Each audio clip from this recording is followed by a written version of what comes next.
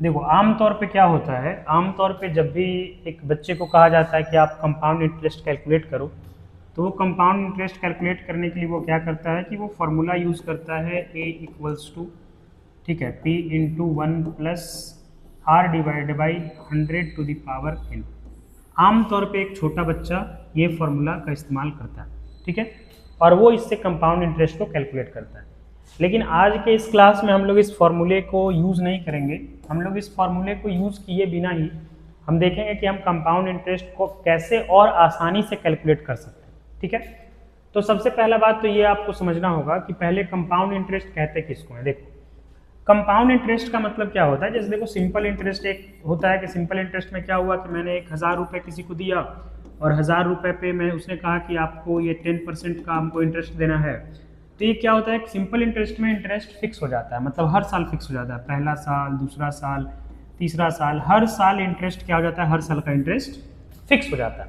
लेकिन जब हम बात करते हैं कंपाउंड इंटरेस्ट का, तो कंपाउंड इंटरेस्ट देखो ये लालच से भरा होता है। लालच से भरा इन द सेंस कि जो मैंने मान के चलो किसी को मैंने अगर 10,000 रुपये दे दिए और अगर 10,000 मैंने 10% पे उसको दिए या उसने मुझे दिया, तो इस केस में देखोगे कि 10,000 का 10% जो इंटरेस्ट आएगा, इंटरेस्ट, ठीक है, तो जो इंटरेस्ट आएगा उस पर भी अगर हम इंटरेस्ट लेने लगे तो हम उसे कहते हैं क्या चीज, कंपाउंड इंटरेस्ट कहते हैं। मतलब कंपाउंड इंटरेस्ट का मतलब क्या होता है कि आपका जो अमाउंट है, जो आपका कह लो कि आपका जो सम है, सम पे तो आपको इंटरेस्ट देना ही देना है।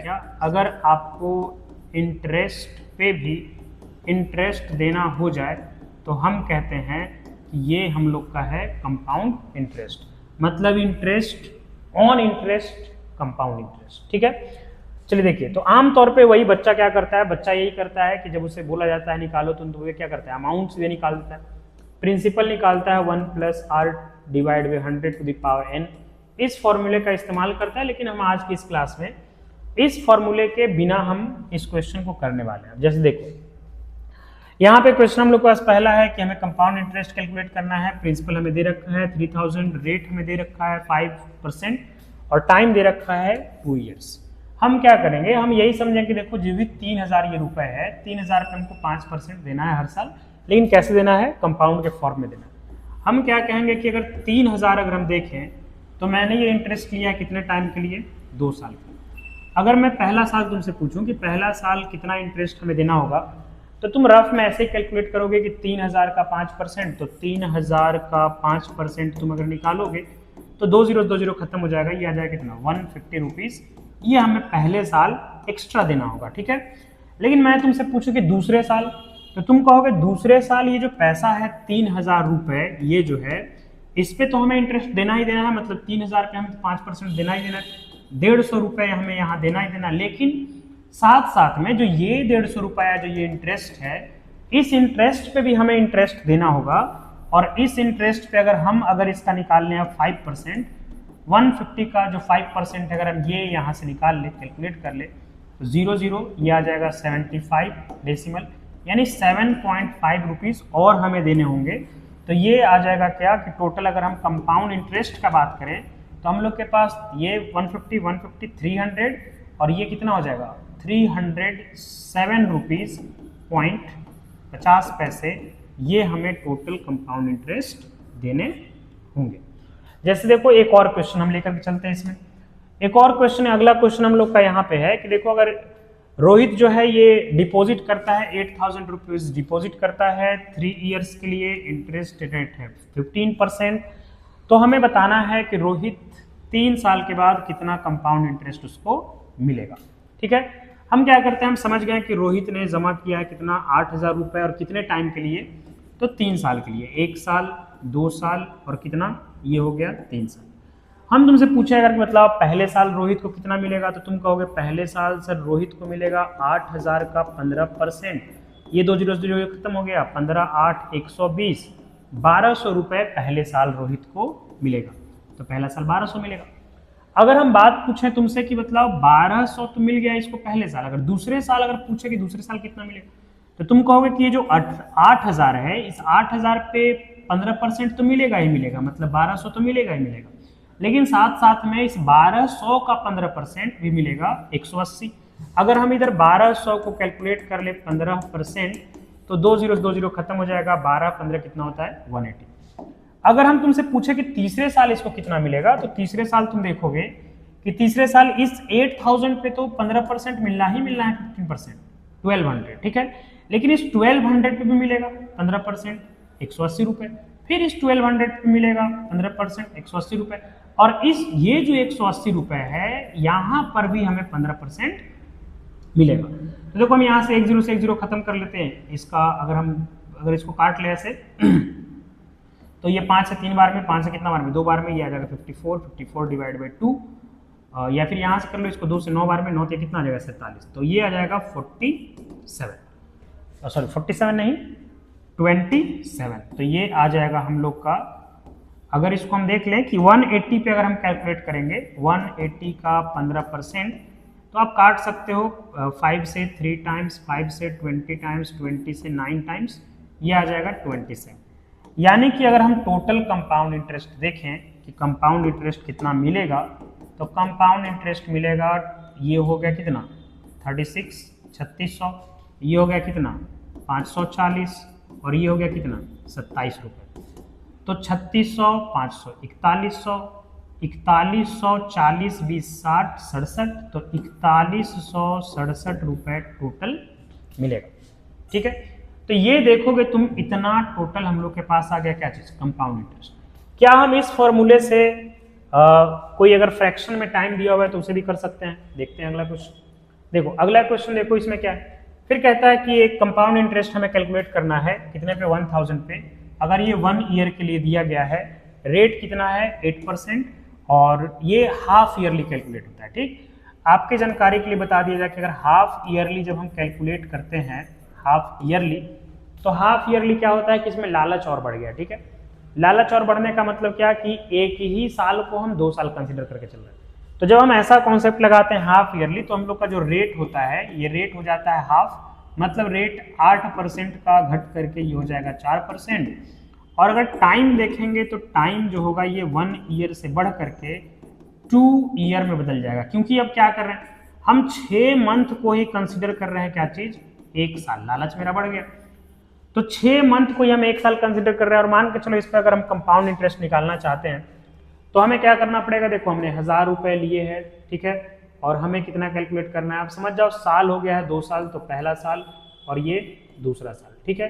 पहले साल कितना परसेंट हमें देना है 4%। अगर 1000 का हम 4% निकालेंगे, 1000 का तुम 4% अगर निकालोगे तो ये आएगा 2 0 0 कैंसिल, या जाएगा कितना रुपए 40 रुपये पहले साल। दूसरे साल अगर हम आएंगे तो हमें इस 1000 जो ये जो रुपए है इस पे तो हमें 4% मिलना ही मिलना है, मतलब 40 रुपए मिलना ही मिलना है।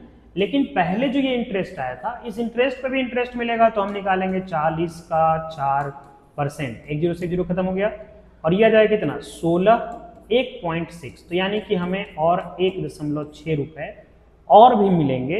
यानी कि अगर हम यहाँ से टोटल कंपाउंड इंटरेस्ट कैलकुलेट कर ले तो ये कितना आ जाएगा 81.6 रुपीज, ये आ जाएगा हम लोग का कंपाउंड इंटरेस्ट, ठीक है। अगला क्वेश्चन देखते हैं। देखो अगला क्वेश्चन क्या कहता है कि किसी ने 16,000 रुपीज दिया है 20% पर एनम के हिसाब से, और ये क्वार्टरली कैलकुलेट होता है। क्वार्टरली कैलकुलेट होने का मतलब लालच और ज्यादा बढ़ गया। क्वार्टरली कहने का मतलब होता है कि इस बार हम पूरे 1 ईयर को 4 ईयर कंसिडर करके चल रहे हैं। तो देखोगे कि हम 3 मंथ को ही मान रहे हैं, क्या 3 मंथ को ही मान ले रहे हैं 1 ईयर, ठीक है। अगर हम 3 मंथ को ही 1 ईयर मानेंगे तो 1 ईयर में ये तो 4 ईयर फिर हो जाएगा, ऐसे करके हो जाएगा, क्योंकि 3 मंथ को हम 1 ईयर मान रहे हैं और इसमें टोटल 12 मंथ्स होते हैं। तो 12 मंथ्स में उस हिसाब से अगर हम देखें तो 12 मंथ में तो फिर 4 ईयर हो जाएगा। तो यानी कि हमें कैलकुलेट जो करना है वो करना है कितने पे 4 ईयर्स पे। रेट जो होगा, रेट डिवाइडेड बाई हो जाएगा 4 से, ठीक है। तो ये 20% जो था ये डिवाइड हो जाएगा कितना से 4 से, तो ये मेरे पास आ जाएगा 5%। अब चलो देखो इसको कैलकुलेट करते हैं। चूंकि हमने माना है 3 मंथ को 1 ईयर, तो मेरे पास अब जो साल है ये 4 साल हो गया, तो हमको कैलकुलेट करना है कितना पे 16,000 नहीं 1,60,000 पे हमें कैलकुलेट करना है कितने साल के लिए, 1 साल 2 साल 3 साल और इधर आ गया ये 4 साल। ठीक है, रेट ऑफ इंटरेस्ट कितना है? तो रेट ऑफ इंटरेस्ट है हम लोग के पास 5%। अब देखो मैं तुमसे पूछूंगा बतलाओ 1,60,000 का 5% कितना आएगा? तो तुम कहोगे 2 जीरो से 2 जीरो, तुम ऐसे इसको डायरेक्ट भी कैलकुलेट कर सकते हो। 2 जीरो से 2 जीरो कट गया तो ये आएगा 16 पंजे 80 और 80 पे कितना जीरो? तो 2 जीरो जिंदा, तो 2 जीरो यहाँ 8,000। तो एक बात तो तुमको समझ में आ गया कि जब हम चलते चले जाएंगे तो पहले साल सिर्फ हमको 8,000 ही मिलेगा, दूसरे साल आएंगे तो इस पे 5% मतलब कितना 8,000, लेकिन इसमें भी 5% मिलेगा। तो 8,000 का 10% होता है 800, तो 5% कितना होगा 400, तो ये आ गया 400। तीसरे में देखेंगे, तीसरे साल में तो 16,000 का 5% तो मिलना ही मिलना है, 8,000 तो मिलना ही मिलना है। लेकिन अगर हम देखें तो हमें इस पे भी पैसा मिलेगा तो 400, इस पे भी मिलेगा, इस पे भी पैसा मिलेगा तो 400, इस पे भी मिलेगा, इस पे भी 5% मिलेगा। तो 400 का 10% होता है कितना 40, तो 5% कितना होगा 20, तो 20 रुपए और मिलेगा। चौथे साल आ जाए तो 16,000 का 5% 8,000 मिलना ही मिलना है, फिर इस 8,000 का 5% 400 मिलना ही मिलना है, फिर इस 8,000 का 4% तो फिर 5% 400 मिलना ही मिलना है, इस 8,000 का 5% तो 400 मिलना ही मिलना है, फिर 400 का कितना परसेंट बतलाओ? 400 का 5% तो हमने अभी देखा कि 400 का 5% कितना आता है 20 आता है, इस 400 का 5% कितना आएगा 20 आएगा, इस 400 का 5% कितना आएगा 20 आएगा, और 20 का 5% कितना आएगा 1 आएगा।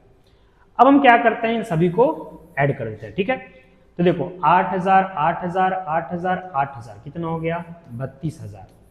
ठीक है, फिर हम चलते हैं 400 400 400 800 1200 1600 2,000 2,400, तो ये आ गया कितना 2,400। फिर आते हैं 20 20 40 60 60 20 80 और 80 और 1 81। सॉल्व करेंगे तो 32,000 2,000 34,000 34,481 रुपए हम लोग का यहाँ पे कंपाउंड इंटरेस्ट आएगा। अब सोचो कोई बच्चा जो है इससे अगर कैलकुलेट करता है वो इस तरीके से कि पहले वो अमाउंट निकालेगा p into 1 plus r divide by 100 to the power n, तो वो क्या करेगा पहले रखेगा यहाँ पे 1,60,000, फिर रखेगा 1 प्लस में यहाँ रखेगा 5%, और फिर यहाँ पे सोचो उसको पावर कितना करना पड़ेगा 4 बार अगर वो मल्टीप्लाई करेगा तो उसे टाइम थोड़ा सा ज्यादा लगेगा। दूसरा बात ये कि पहले उसे अमाउंट निकालना पड़ेगा, तब जाकर के वो अमाउंट में से प्रिंसिपल को घटाएगा, तब उसे कंपाउंड इंटरेस्ट का पता चलेगा। जैसे हमको अगर डायरेक्टली कंपाउंड इंटरेस्ट निकालना है तो हम अमाउंट क्यों निकालेंगे, डायरेक्ट हम कंपाउंड इंटरेस्ट निकालेंगे। तो ये हम लोग का मेथड है जिसमें हम लोग बिना फॉर्मूला के भी हम लोग कंपाउंड इंटरेस्ट को कैलकुलेट कर सकते हैं। बस आपको दिमाग में ये रखना है कि कंपाउंड इंटरेस्ट का मतलब क्या होता है, इंटरेस्ट ऑन इंटरेस्ट।